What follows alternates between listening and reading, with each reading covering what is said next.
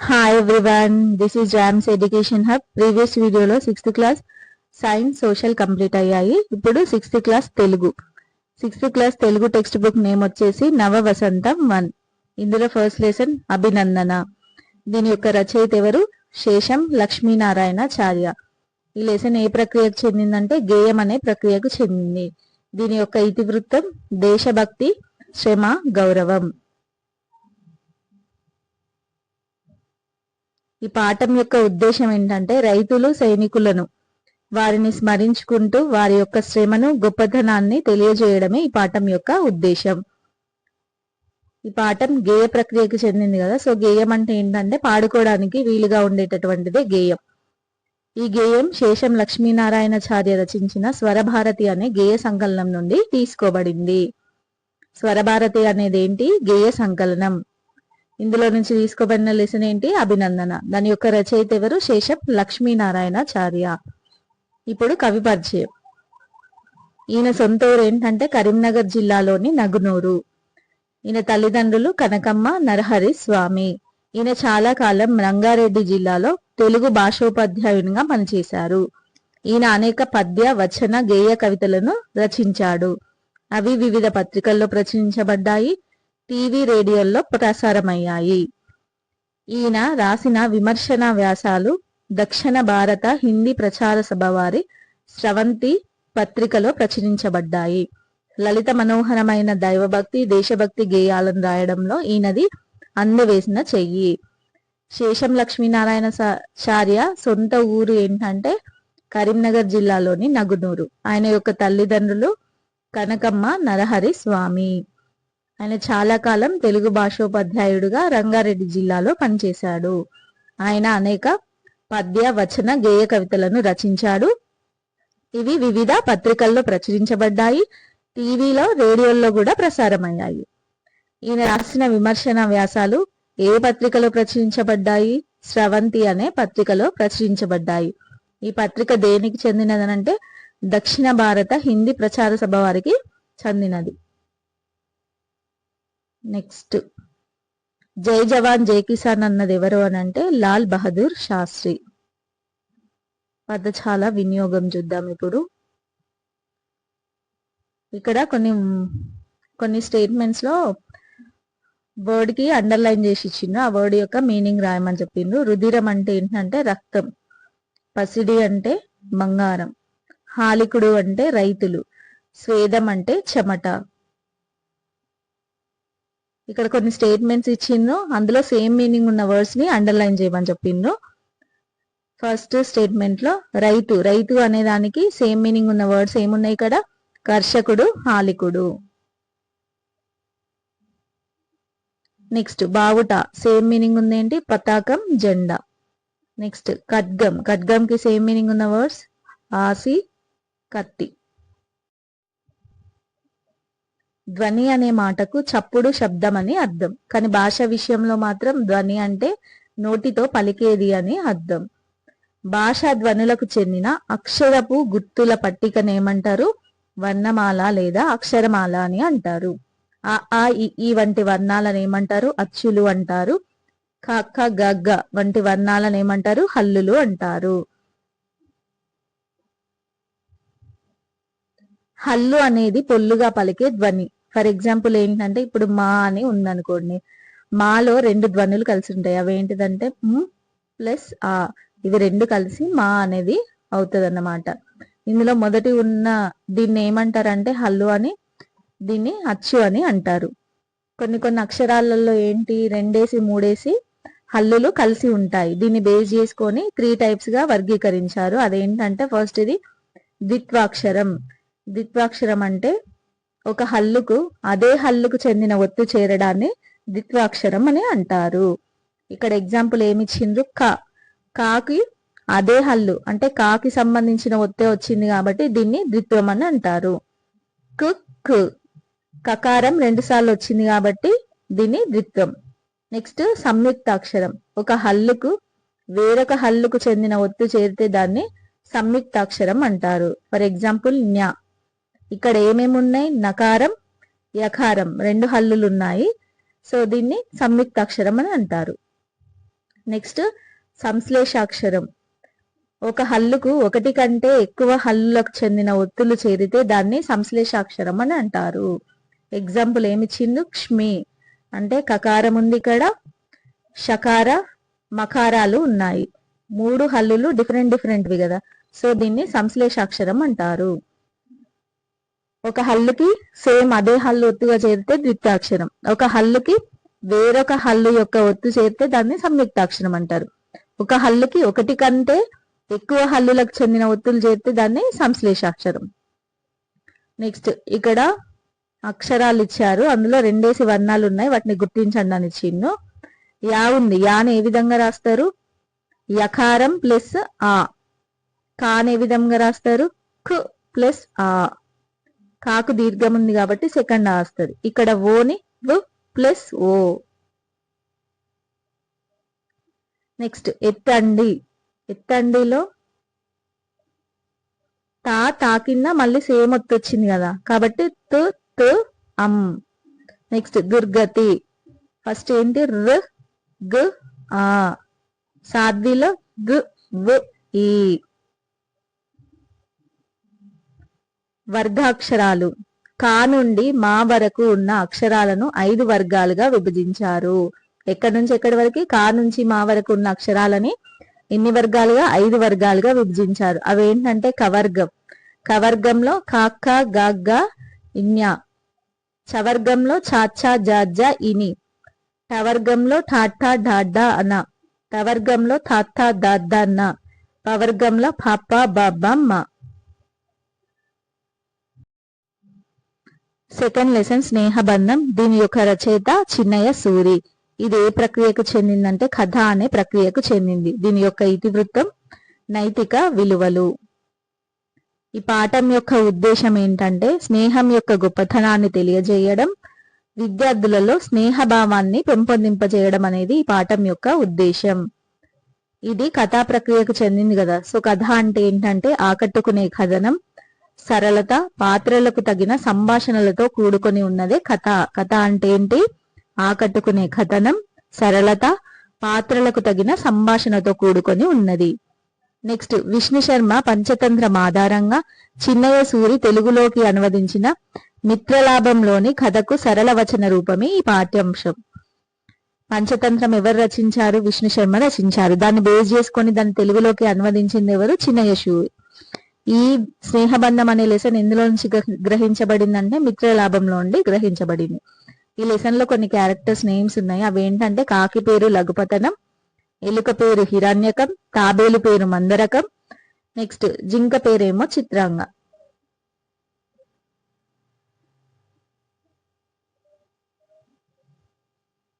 Next ఇక్కడ Helen Keller కి సంబంధించి ఒక స్టోరీ ఇచ్చారు.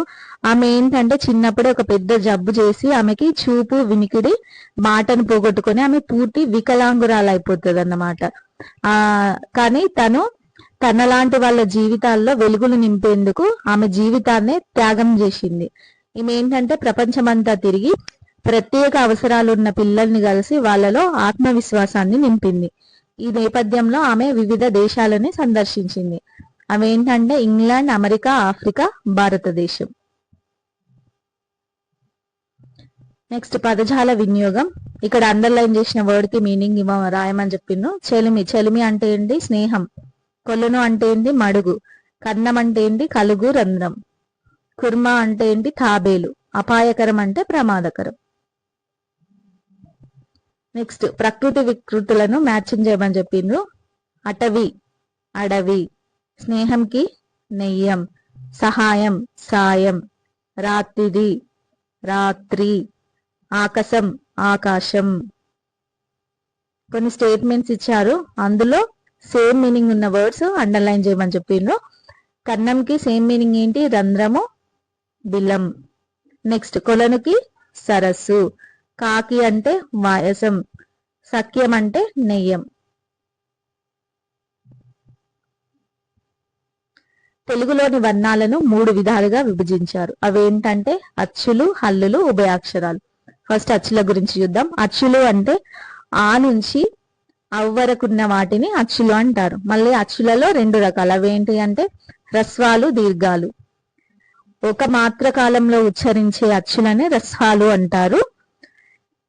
మాత్ర అంటే ఏంటంటే కనురెప్పపాటు కాలము, అంటే దీర్ఘాలు లేనివి. ఆ, ఈ, ఊ, రు, ఏ వీటిని ఏమంటారు? ఓ. వీటిని ఏమంటారు? హ్రస్వాలు అంటారు. నెక్స్ట్ దీర్ఘాలు, రెండు మాత్రల కాలంలో ఉచ్చరించే అచ్చులను దీర్ఘాలు అంటారు. ఆ, ఈ, ఊ, రు, ఔ వీటిని ఏమంటారు? దీర్ఘాలు అంటారు. నెక్స్ట్ హల్లులు. ఉచ్చారణ విధానాన్ని బట్టి హల్లులను కింది విభాగాలుగా చేశారు. అవేంటంటే కచట తపలను ఏమంటారు? పరుషాలు అంటారు. గజడ దబలను సరళాలు అంటారు. ఇవి రెండింటిని కలిపి అల్ప ప్రాణాలు అని అంటారు. నెక్స్ట్ ఖ, ఖ, గ, ఛ, జ, ఠ, డ, ద, థ, ఫ, బ వీటిని ఏమంటారంటే మహాప్రాణాలు లేదా వర్గయుక్కులు అని కూడా అంటారు. నెక్స్ట్ న్యా, ఇని, అన, నా, మా వీటిని ఏమంటారంటే అనునాసికాలు అంటారు.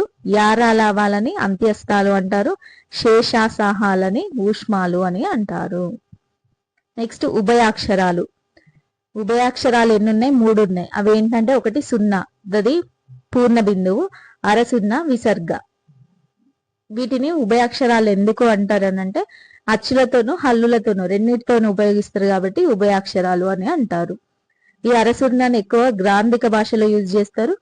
విసర్గని సంస్కృత పదాలలో యూజ్ చేస్తారు. నెక్స్ట్ థర్డ్ లెసన్ వర్షం.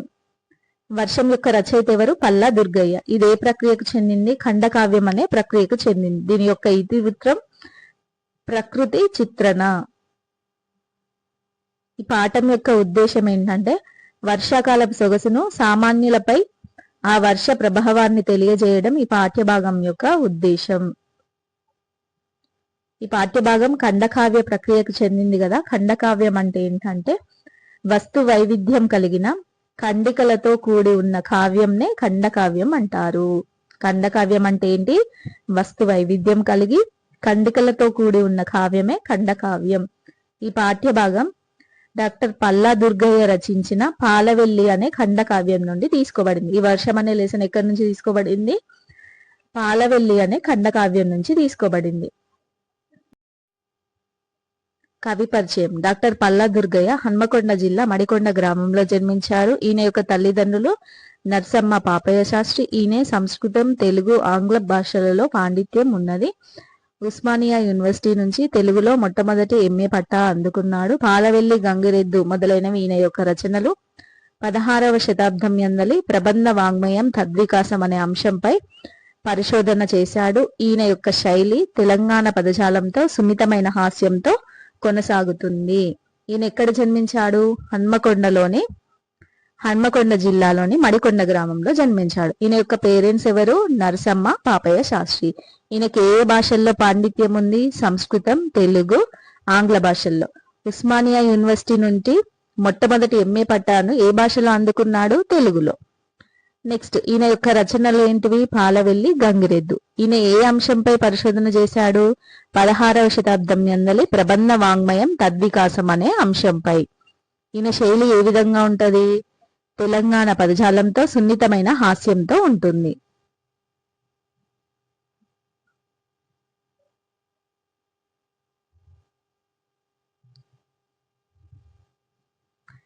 నెక్స్ట్ అండర్లైన్ వర్డ్స్ కి మీనింగ్స్ రాయమని చెప్పిండు. తాపడం అంటే ఏంటి? అతికించడం. కృషికులు అంటే ఎవరు? రైతులు. పయ్యర అంటే ఏంటి? గాలి. వడిగా అంటే వేగంగా. కొన్ని స్టేట్మెంట్స్ ఇచ్చారు, అందులో సేమ్ వర్డ్స్ ఉన్న మీనింగ్స్ ని రాయమని చెప్పిండు. సముద్రం. సముద్రంకి సేమ్ మీనింగ్ వచ్చే వర్డ్ ఉదది, పయోది. నింగికి అంబరం. భూమికి అవని, పుడమి.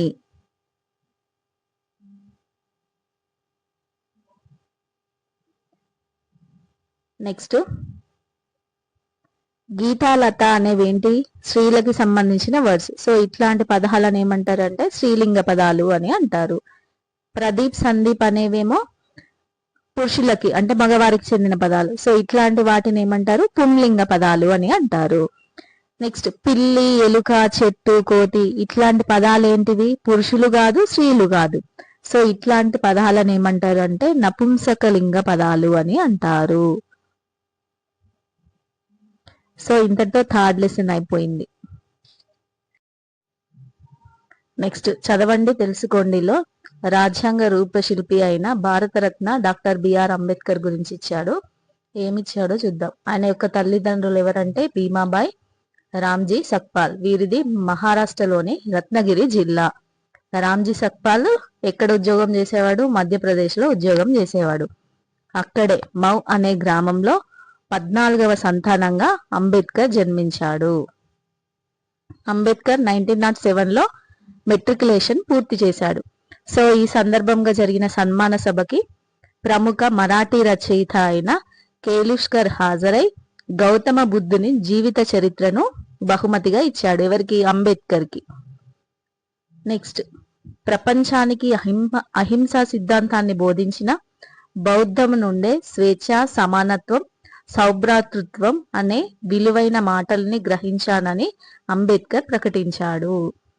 ప్రపంచంలోనే అతిపెద్ద గ్రంథాలయాలైన లండన్ లైబ్రరీలోని గ్రంథాలన్నింటినో చదివాడు. ఈ గ్రంథాలని చదివిన వారు ప్రపంచంలో ముగ్గురు. అందులో మన అంబేద్కర్ ఉండడం మనకి గర్వకారణం. ప్రపంచంలోనే అతిపెద్ద గ్రంథాలయం ఎక్కడుంది? London library. దీన్ని చదివిన వాళ్ళు ఎవరు? ప్రపంచంలో ముగ్గురు. అందులో ఒకరు అంబేద్కర్ కావడం మనకి గర్వకారణం. ముంబై లెజిస్లేటివ్ కౌన్సిల్ సభ్యుడిగా నామినేట్ అయ్యి వివిధ సమావేశాల్లో కమిటీలో కీలక పాత్ర పోషించాడు. ఎవరు? అంబేద్కర్. చిన్న రాష్ట్రాల ఏర్పాటుతోనే దేశం అభివృద్ధి చెందుతుందని ఆ రోజుల్లోనే కాంక్షించిన దార్శనికుడు అంబేద్కర్. నెక్స్ట్ ఫోర్త్ లెసన్ లేఖ. ఈ లెసన్ యొక్క ప్రక్రియ ఏంటంటే లేఖ, యాత్ర రచన. దీని యొక్క ఇతివృత్తం, చరిత్ర, సంస్కృతి. ఈ పాఠం యొక్క ఉద్దేశం ఏంటంటే లేఖ రచనను పరిచయం చేస్తూ తెలంగాణలోని ప్రముఖ దర్శనీయ స్థలాల గురించి తెలియజేయడం ఈ పాఠం యొక్క ఉద్దేశం. ఈ పాఠం ఏంటి? లేఖ రచన ప్రక్రియకు చెందింది కదా. లేఖలో విషయం అనేది ప్రధానం. ఇది వచన రూపంలో ఉంటుంది. లేఖల్లో వ్యక్తిగత లేఖలు, కార్యాలయ లేఖలు, వ్యాపార లేఖలు, పత్రికలకు లేఖలు తదితర భేదాలుంటాయి. లేఖల్లో ఏంటి ప్రధానం? విషయం అనేది ప్రధానం. ఇది వచన రూపంలో ఉంటుంది. దీనిలో రకరకాలు ఉంటాయి. అందులో ఏంటంటే వ్యక్తిగత లేఖలు, కార్యాలయ లేఖలు, వ్యాపార లేఖలు, పత్రిక లేఖలు, ఇట్లా రకరకాలు ఉంటాయి. శైలజ అనే అమ్మాయి వాళ్ళ ఫ్రెండ్ అయిన లలితకి లెటర్ రాస్తుంది. దేని గురించి అంటే దసరా హాలిడేస్ లో వాళ్ళ స్కూల్ వాళ్ళు విహారయాత్రకు వెళ్తారనమాట. అక్కడ వాళ్ళు ఏమేమి చూసారు వాటి గురించి ఎక్స్ప్లెయిన్ చేస్తూ వాళ్ళ ఫ్రెండ్ కి లెటర్ రాస్తుంది. అదే ఇప్పుడు ఈ లెసన్. ఫస్ట్ వాళ్ళు నాగార్జున సాగర్ కి వెళ్ళిందంట. అక్కడ స్టీమర్ లో కొంచెం దూరం ప్రయాణం చేస్తే నాగార్జున కొండ వచ్చింది. అక్కడ ఏమేమి ఉన్నాయంటే బౌద్ధులకి సంబంధించిన అవశేషాలు, స్తూపాలు ఉన్నాయంట. నెక్స్ట్ ఆచార్య నాగార్జునుడు అక్కడనే విశ్వవిద్యాలయం ఏర్పాటు చేశాడంట. అక్కడ మ్యూజియంలో బౌద్ధ మతానికి చెందిన ఎన్నో కళాఖండాలు, వస్తువులు కనిపించాయి. బౌద్ధులకు సంబంధించిన అవశేషాలు, స్తూపాలు ఎక్కడ కనిపించినాయి? నాగార్జున కొండలో. అది ఎక్కడుంది? నాగార్జున సాగర్ నుండి స్టీమర్ లో కొంచెం దూరం ప్రయాణం చేస్తే వస్తుంది. నెక్స్ట్ ఆచార్య నాగార్జునుడు కట్టించిన విశ్వవిద్యాలయం కూడా ఇక్కడ ఉందట. నెక్స్ట్ ఇక్కడ మ్యూజియంలో బౌద్ధ మతానికి సంబంధించిన ఎన్నో కళాఖండాలు, వస్తువులు కూడా ఉన్నాయంట. తర్వాత హన్మకొండలో ఏముంది? 1000 స్తంభాల గుడి ఉంది. అక్కడనే ఒక పెద్ద నంది విగ్రహం ఉంది, శివలింగం కూడా ఉన్నాయి. తర్వాత భద్రకాళి టెంపుల్. వరంగల్ కోటకు చేరుకున్నాము. అక్కడ స్వయంభు దేవాలయము, కుష్ మహల్, నాట్య మండపం, ఆనాటి శిలాశాసనాలు, విగ్రహాలు కనిపించాయి. 1000 స్తంభాల గుడి ఎక్కడుంది? హన్మకొండలో ఉంది. అక్కడే నంది విగ్రహం, శివలింగాలు ఉన్నాయి. భద్రకాళి టెంపుల్ కూడా ఉంది. వరంగల్లో స్వయంభూ దేవాలయము, నెక్స్ట్ కుష్మహల్, నాట్య మండపం, ఆనాటి శిలాశాసనాలు, విగ్రహాలు ఉన్నాయి. కాకతీయ చక్రవర్తులు రుద్రమదేవి, ప్రతాపరుద్రుడు ఇక్కడి నుంచే పరిపాలన సాగించారట. నెక్స్ట్ మన తెలంగాణ రాష్ట్ర చిహ్నంలో శిలాతోరణం కనిపించింది. ఎక్కడ? వరంగల్లో. మన తెలంగాణ రాష్ట్ర చిహ్నంలోనే శిలాతోరణం కనిపించిందంట. కాకతీయ రాజుల వైభవానికి అది గుర్తుగా నిలిచింది. అక్కడి దుకాణాలలో గొంగళ్ళు, తివాచీలు, పెంబర్తిలో తయారు చేసిన ఇత్తడి కళాఖండాలు కనిపించాయి. నెక్స్ట్ వాళ్ళు ఎక్కడికి వెళ్ళిందంట? రామప్ప దేవాలయం వెళ్ళిందట. దీన్ని గణపతి దేవుని సేనాని రేచర్ల రుద్రుడు కట్టించాడట. ఎవరు? రేచర్ల రుద్రుడు కట్టించాడు దేని? రామప్ప దేవాలయంని. అక్కడ ఒక పెద్ద నంది విగ్రహం ఉంది. దాన్ని ఏ దిక్కు నుండి చూసినా అది వారిని చూస్తున్నట్లు అనిపిస్తుంది. అదే దాని ప్రత్యేకత. అక్కడ రాతిపై చెక్కిన సింహాలు, ఏనుగులు, హంసల విగ్రహాలున్నాయి. రామప్ప నుంచి కొంచెం దూరం వెళ్తే రామప్ప చెరువు వస్తుంది. అది చాలా పెద్ద చెరువు. ఆ చెరువులో నీళ్లు తీయగున్నాయంట. నెక్స్ట్ కరీంనగర్ జిల్లాలోని గంగాధర మండలం కుర్క్యాల గ్రామంలోని బొమ్మలగుట్టకు పోయినాం. అక్కడ ఏంటి? ప్రాచీన తెలంగాణ కవి అయిన జినవల్లభుని కంద పద్యాలున్న శాసనాలను చూసినాం. ఇక్కడ గంగాధర మండలం కుర్క్యాల గ్రామంలోని బొమ్మలగుట్టకి వెళ్ళిందంట. అక్కడ ఏం కనిపించినాయంట? ప్రాచీన తెలంగాణ కవి అయిన జినవల్లభుని కంద పద్యాలున్న శాసనాలు దొరికినాయంట. ఇవి తెలుగులో మనకు దొరికిన తొలి కందె పద్యాలు. ఈ పద్యాల ఆధారంగానే మన తెలుగు భాషకు ప్రాచీన హోదా అనేది లభించిందంట.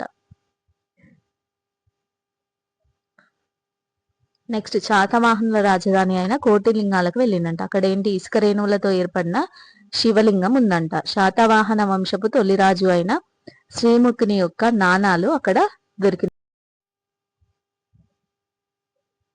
చార్మినార్. ఈ చార్మినార్ ను ఎవరు కట్టించారు? రాజు కూలీ కుతుబ్ షా. దేనికి గుర్తుగా కట్టించాడంటే ప్లేగు వ్యాధి నిర్మూలనకు గుర్తుగా దీన్ని కట్టించాడంట.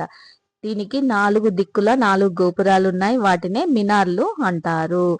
Next Salar Jung museum. అక్కడ ప్రాచీన వస్తువులు, పూర్వపు రాజులు వాడిన వస్తువులను ఎన్నింటినో భద్రపరిచారు. అక్కడున్న వాటిలన్నింటిలో తలుపు తీసి గంట కొట్టే గడియారం బొమ్మ అనేది చాలా బాగుంటదంట. నెక్స్ట్ గోల్కొండ కోట. గోల్కొండ కోట స్పెషాలిటీ ఏంటంటే దాని ముఖద్వారం దగ్గర మధ్యలో నిలబడి చప్పట్లు కొడితే ఆ చప్పట్లు కోట భయభాగానికి వినిపిస్తాయంట. నెక్స్ట్ ట్యాంక్ బండ్. చెరువు మధ్యలో శాంతికి ప్రతిరూపమైన ఎత్తైన బుద్ధుని విగ్రహం ఉంటుంది. బిర్లా మందిర్లో ఏంటి? పాలరాతితో కట్టిన వెంకటేశ్వరుని యొక్క గుడి. జోగులాంబ గద్వాల్ జిల్లా గోల్కొండ కోట. గద్వాల్ కోట ఎక్కడుంది? జోగులాంబ గద్వాల్ జిల్లాలో ఉంది. ఇది 1750 ప్రాంతంలో పెద్ద సోమ భూపాలుడు ఈ కోటను కట్టించాడట. ఎవరు కట్టించారు దీన్ని? 1750లో పెద్ద సోమ భూపాలుడు కట్టించాడు. కోట లోపల చెన్నకేశవ స్వామి గుడి ఉన్నది. గుడి ముందర 90 అడుగుల గాలి గోపురం ఇప్పటికీ చూపర్లను ఆకట్టుకుంటుంది. చినసోమ భూపాలుని ఆస్థానంలో అష్టదిగ్గజ కవులు ఉండేవారట. కోట లోపల చెన్నకేశవ స్వామి గుడి ఉందట. కోట ముందరనేమో 90 అడుగుల గాలి గోపురం ఉందట. చినసోమ భూపాలుని యొక్క ఆస్థానంలో అష్టదిగ్గజ కవులు అంటే 8 మంది కవులు ఉండేవారట. పాలమూరు జిల్లాలోని పిల్లల మర్రికి చేరుకున్నాం. అక్కడ మర్రి చెట్టు దాదాపు ఊరంతా పెద్దగుందంట.